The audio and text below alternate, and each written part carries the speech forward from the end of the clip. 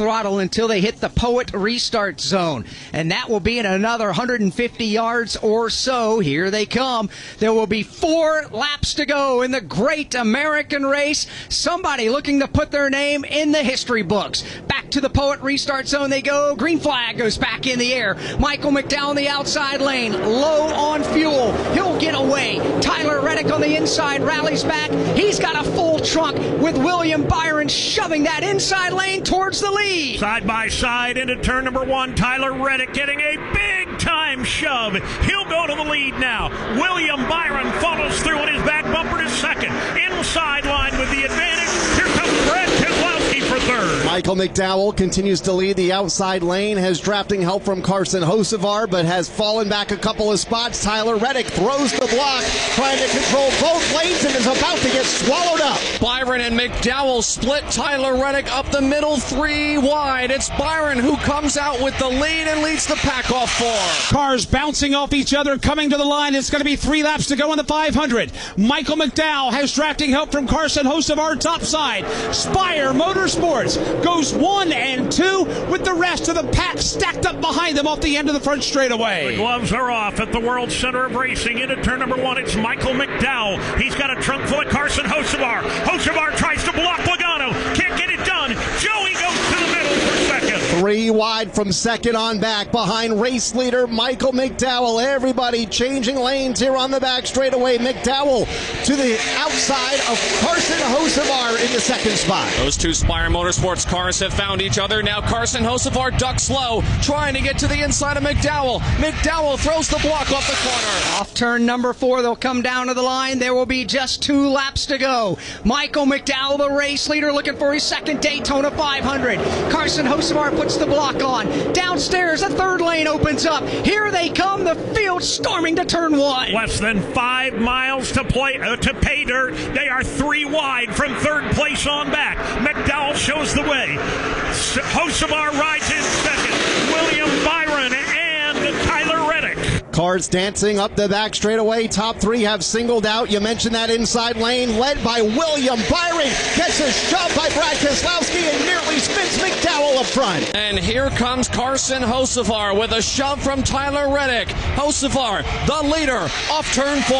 If they make it to the white flag and take that white flag, the next flag will end it. Here they come. The white flag is waving. Final lap underway. They've taken it. Carson Hocevar now in the lead. He's got a trunk full of help, and he gets turned to the outside wall. He'll spin to the inside of the racetrack. The field comes apart. In turn number 1, we stay under the green flag. Here they come off turn number 2. They are 3 wide for the Daytona 500 win. Ricky Stenhouse in the middle. Reddick down low. Chase Elliott up high. Here comes Chase Elliott to the front of the field on the back straightaway. Gets drafting help from Zane Smith at the point. Tyler Reddick in third in turn 3. That's the top 3 for the final time into turn number 3. Chase Elliott blocks the bottom. Zane Smith running second. Tyler Reddick jumps outside, trying to get around Smith for second place. Here they come up off turn 4. Chase Elliott, the leader. Here comes Tyler Reddick. He'll make the move. They're crashing behind him. Elliott's in the wall. Checkered flag is out.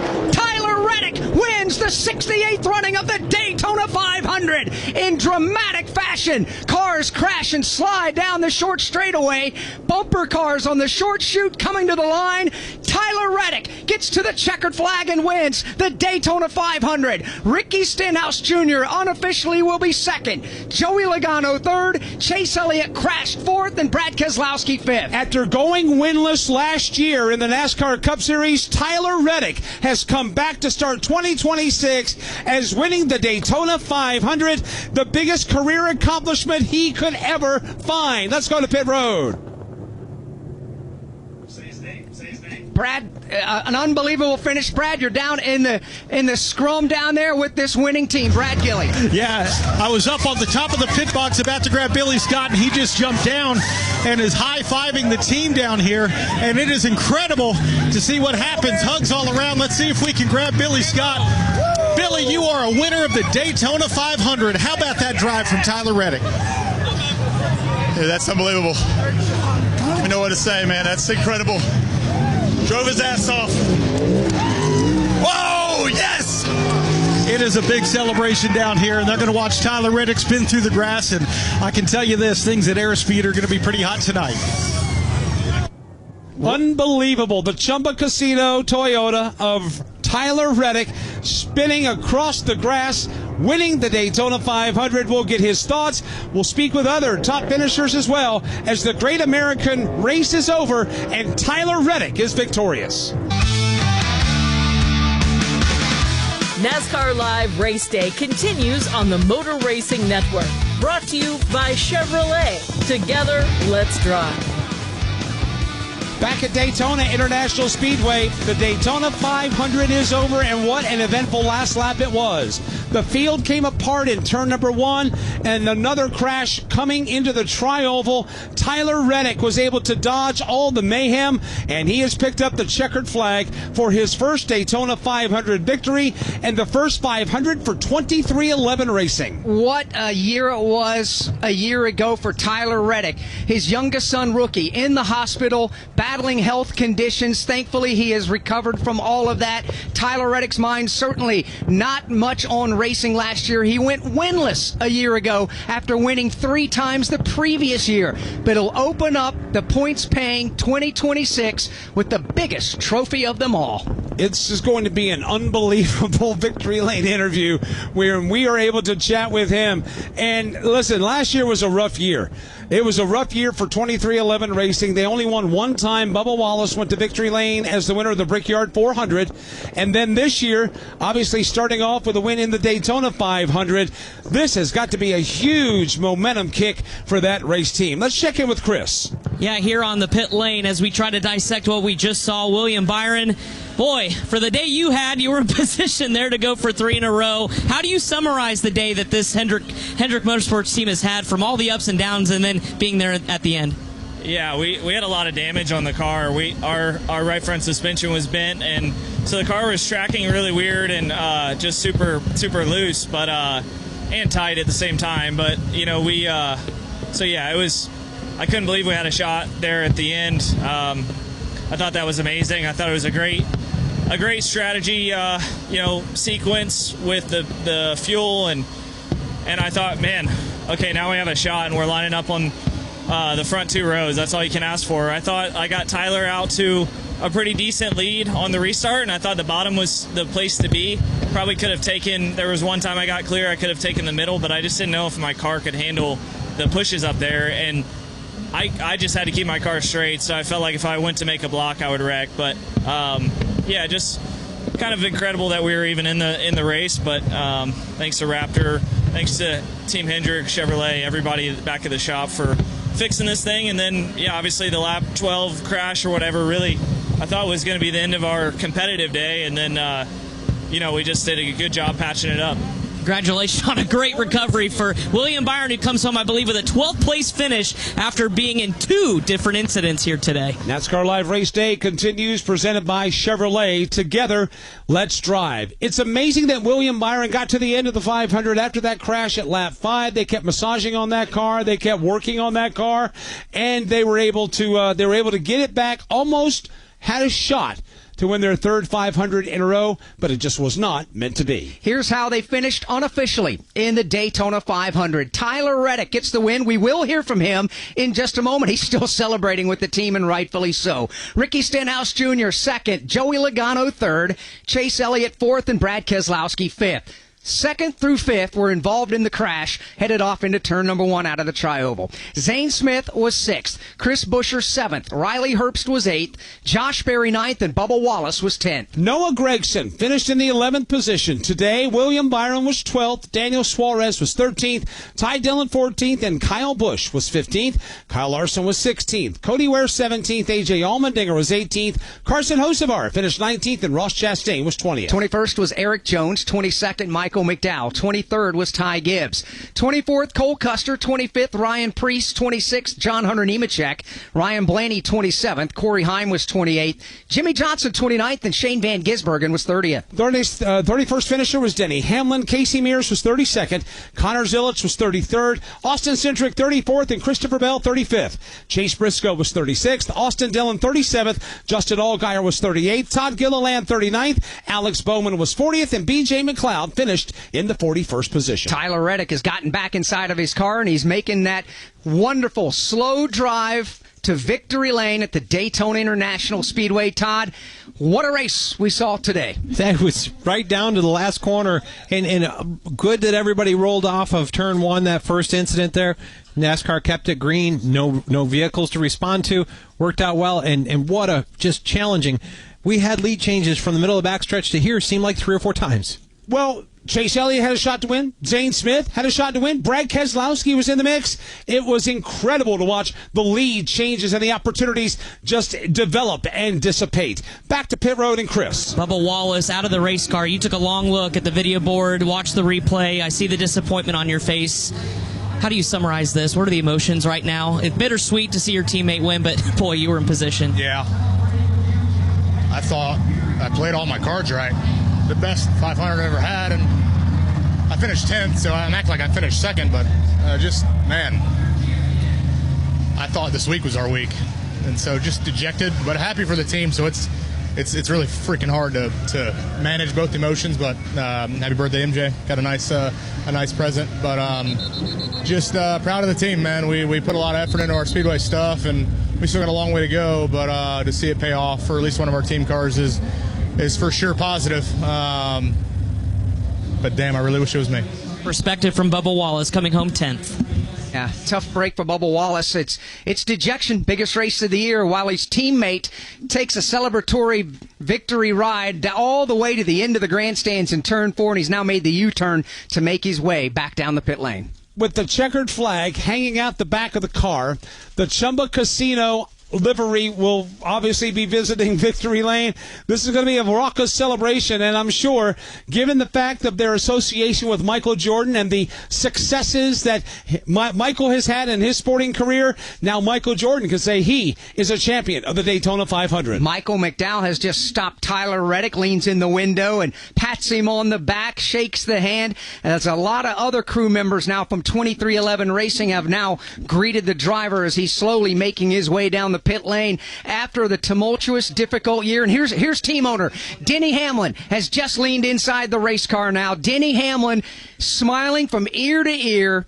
Denny Hamlin, as a car owner, is a Daytona 500 champion as well. Of course, remember what they went through last year. They were involved in the lawsuit with the sanctioning body in Front Row Motorsports. That matter was adjudicated and settled before Christmas, and then everybody parted peaceably, stood on the courthouse steps in Charlotte with clasped arms and hands, and they put that behind them. And once they put that behind them, they went through the offseason preparing for another racing season, and they kick it off with the win, the biggest race of the season, the biggest race of the year, the Daytona 500. There's been a lot of emotion coursing through 2311 Racing, and now it comes to a head in a positive way by winning the sport's biggest race. We've got Tyler Reddick going to Victory Lane. We'll hear from him in just a moment. He has made his way through pit road, receiving accolades from several drivers, and now he's going through what we call the chute behind pit wall to make his way into Victory Lane, where we'll chat with him in just a moment. Tyler Reddick now can add to his resume. He is a Daytona 500 champion. Here he comes. He'll bring that race car now in, and congratulations to everybody at Toyota. The Xfinity fastest lap goes to Tyler Reddick, and that whiz on lap 113 with a speed of 193.636 miles an hour. Celebrating his speed on the track and reliable performance, Xfinity brings to your home. Congratulations to Tyler Reddick with the fastest lap of the race. They'll claim one championship point just by running and winning the Xfinity fastest lap. Tyler Reddick parks his car down in Victory Lane right now as he now just waits for the opportunity, because everybody's crowding around the window of the race car. They want to congratulate their driver. Let's go down to Victory Lane and hear from our race winner. Tyler Reddick on the way into Victory Lane. He picked up his young son, Bo, and Bo rode with him into Victory Lane, and now Bo sits atop the Toyota Camry down here as he waits for his dad to get out and celebrate. The crew members are ready here as we get set to go. Tyler Reddick is a Daytona 500 champion, his 9th win of the career. And here he is, the biggest of them all, the Daytona 500 champion. He's getting ready to get out of this car as Tyler Reddick down here takes a minute, takes a breath, has a big old glass of water, and here he is. Tyler Reddick has climbed out of the car. Bo gets a shower.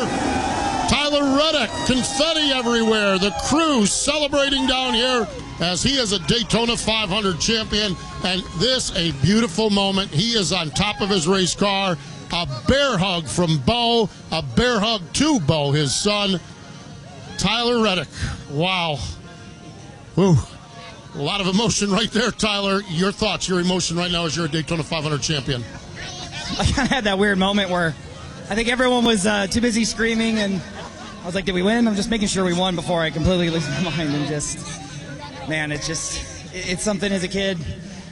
I grew up watching Daytona 500s with my family and just dreamed of being a NASCAR Cup Series driver one day. And then obviously, it's really cool to win the 500. So it takes a lot of work. It takes a lot of things to go the right way. And man, we did it in the closing laps. It's pretty unreal.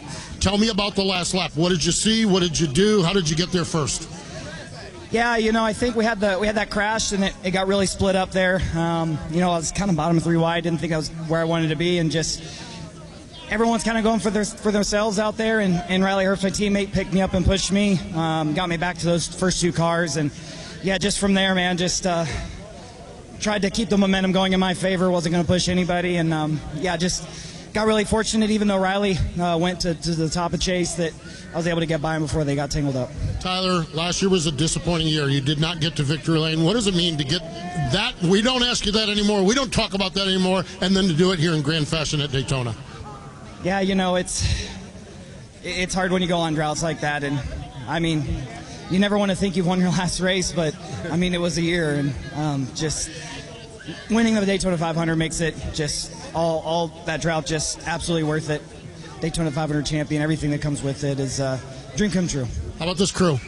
Yeah, just incredible. I mean, throughout the course of the day, we didn't necessarily have the things go our way in the race, and we just kept resetting, kept staying at it, and we were in the right spot when it ended. Congratulations. Thank you. Yeah, he's still choked up.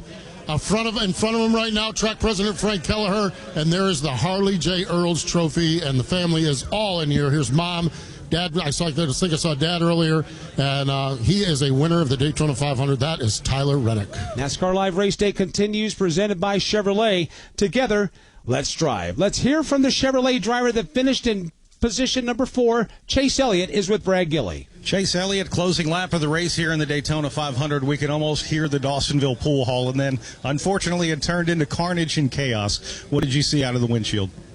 Yeah, it was close, just not close enough. I mean, obviously, really fortunate to get through the first crash, and that kind of opened the door to even somehow getting the lead. I don't really even know how that happened. And then, I got pushed clear. I think the 38 was behind me and pushed me clear of everybody down the back. And then it was just kind of he and I. And then we got kind of a good ways out there, and I knew we were just in a lot of trouble. Just momentum had shifted. At that point, I was just on